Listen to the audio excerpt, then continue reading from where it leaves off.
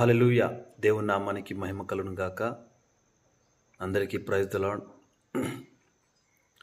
కీర్తనల గ్రంథం 136వ అధ్యాయము మొదటి వచనం.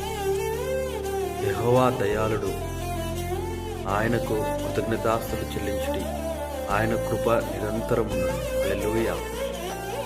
యెహోవా ఎలాంటి వాడు? దయ కలిగినటువంటి తండ్రి మనం కలిగి ఉన్నాం. దయ కలిగినటువంటి యెహోవాను మనం కలిగి ఉన్నాం. ఆయనకు మనం ఏం చేయాలి? కృతజ్ఞతాస్తుతులు చెల్లించాలి, స్తోత్రాలు చెప్పాలి. మన జీవితంలో చేసిన మేలును బట్టి, మన జీవితంలో దేవుడు చేసినటువంటి కార్యాలను బట్టి మనము దేవుని నామానికి స్తుతి స్తోత్రాలు అర్పించే వారిగా మనం ఉండాలి. ఆయనకు కృతజ్ఞతాస్తుతులు చెల్లించడం, ఆయన కృతజ్ఞతాస్తుతులు చెల్లించే వ్యక్తులుగా ఉండాలి. ఆయన కృప నిరంతరము మనపైన, మన కుటుంబాలపైన ఉంటుంది కనుక ఆయన కృపను మనం పొందుకోవాలి. చిన్ని మాటలు దేవుడు దీవించును గాక. ఆమేన్.